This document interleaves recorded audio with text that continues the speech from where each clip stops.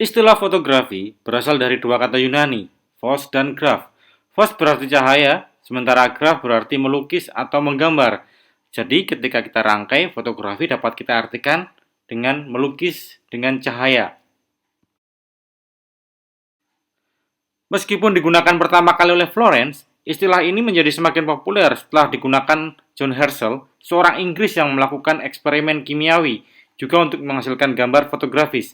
Herschel menggunakan kata spesimen fotografis dalam surat kepada Talbot.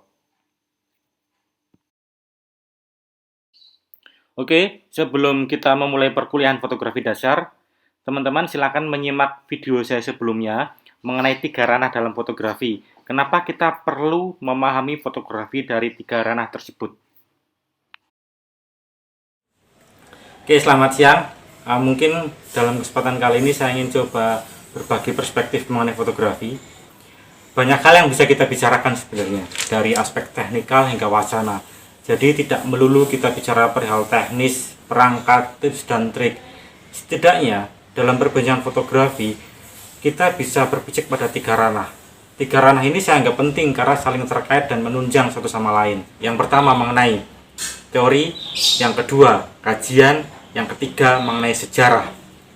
Nah, jika ada yang beranggapan bahwa fotografi hanyalah kerja-kerja teknikal yang hanya melibatkan perangkat teknis, kita belajar tips dan trik, sebenarnya tidak sesempit itu. Dalam disiplin fotografi, perbincangannya lebih luas dari sekedar berbicara mengenai aspek teknikal. Maka anggapan seperti itu perlu kita koreksi. Dan bahkan jika kita perinci, banyak aspek yang terlibat dalam perbincangan fotografi.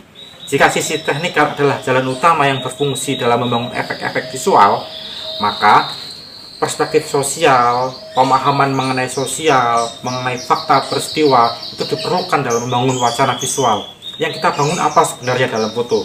Karena pemahaman awal dari fotografi ketika kita ingin masuk dalam ranah wacana, maka kita perlu memahami fotografi tidak sekedar sebagai alat komunikasi, tapi kita bisa memahami fotografi sebagai bentuk instrumen.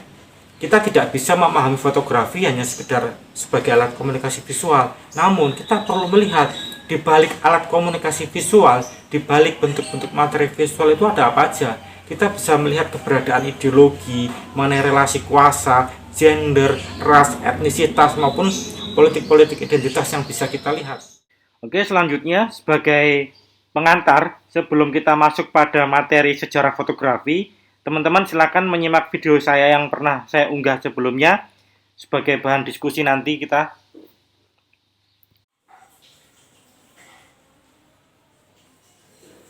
Oke, selamat siang. Pada video saya sebelumnya, saya coba memberikan pengantar mengenai perbincangan fotografi dalam 3 wilayah, kajian, teori, dan sejarah. Pada kesempatan kali ini, saya ingin coba berbagi perspektif mulai dari sejarah. Bisa dikatakan, kemunculan fotografi adalah sebagai bentuk respon atas kemunculan revolusi industri di Eropa. Masyarakat mulai mencari cara yang lebih praktis dan efektif untuk memediakan fenomena serealis mungkin, semirip mungkin. Uji coba dalam menghasilkan gambar banyak dilakukan oleh ilmuwan pada waktu itu. Hingga pada sebuah pertemuan ilmiah tanggal 19 Agustus 1839, seorang Francois Arago mempresentasikan hasil eksperimen dari Louis Daguerre dan kemudian diakui sebagai sebuah bentuk penemuan. Menariknya, setelah pertemuan ilmiah ini selesai, banyak yang merasa kaget, banyak yang terkejut dengan hasil presentasi pada waktu itu. Ada sebuah fragmen kisah yang menarik sebagai bentuk catatan sejarah. Kita mengenal ada yang namanya Hippolytus Bayard. Dia mengklaim bahwa dirinya lebih dulu menemukan eksperimen fotografi ketimbang Louis Daguerre. Sayangnya, aspirasi yang dia sampaikan tidak didengar oleh pemerintah Prancis pada waktu itu. Dalam perbincangan sejarah fotografi, saya tertarik dengan pernyataan yang dikatakan oleh Patrick Maynard bahwa sebenarnya fotografi lebih mudah dipahami dari prosedur teknisnya. Jadi apa yang dilakukan oleh para ilmuwan sebenarnya bukanlah foto, namun prosedur teknis dalam menghasilkan foto.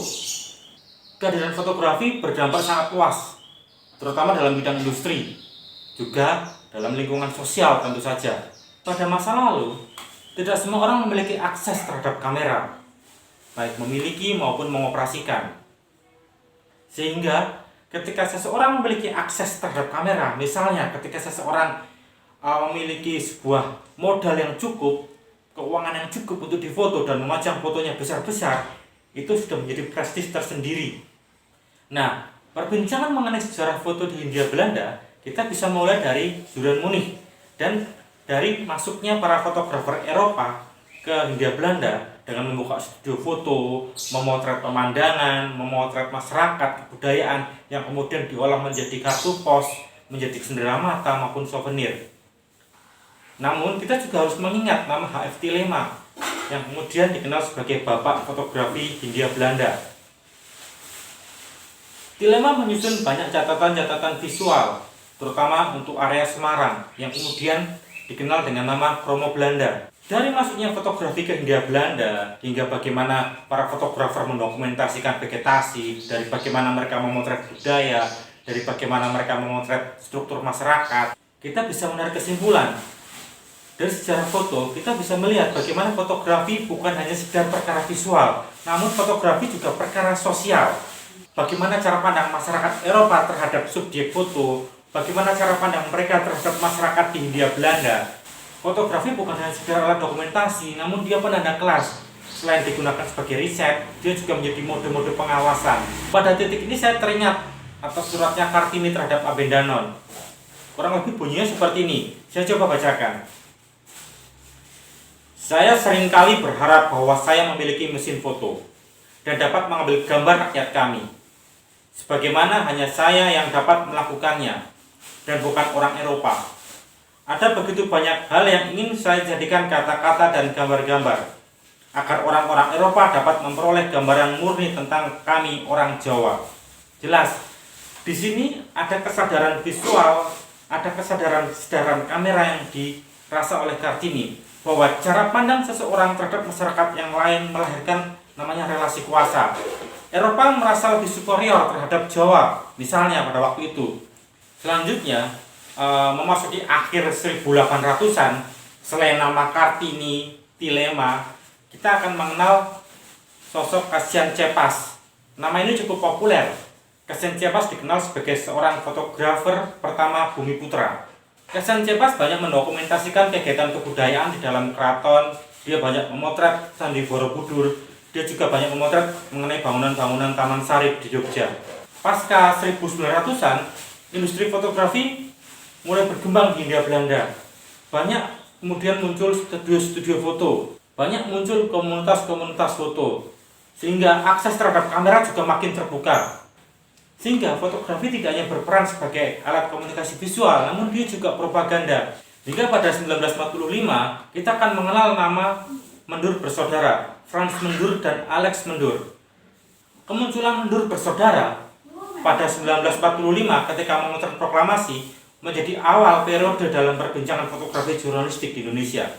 Setidaknya, apa yang dilakukan oleh Frans Mendur perlu waktu 6 bulan kemudian. Dia memotret proklamasi pada bulan Agustus, dan 6 bulan kemudian hasil fotonya baru bisa dipublikasikan melalui Harian Merdeka pada bulan Februari tahun berikutnya, 1946. Bagi saya, foto proklamasi menjadi salah satu foto terbaik. Karena fotografi, dilihat dari sejarahnya, tidak hanya memiliki efek visual, tapi dia juga memiliki efek sosial. Jika efek visual berbicara bagaimana daya pukau sebuah foto, maka efek sosial berbicara bagaimana sebuah foto merespon fakta peristiwa dan mempengaruhi masyarakat secara luas. Secara historis, dalam fotografi kita tidak bisa menyampaikan fakta sosial, karena fakta sosial ini kita bisa melihat bagaimana cara pandang masyarakat tertentu terhadap masyarakat yang lain, bagaimana cara pandang dunia terhadap sebuah etnis, bagaimana cara pandang dunia terhadap suatu bangsa. Fotografi memiliki peran.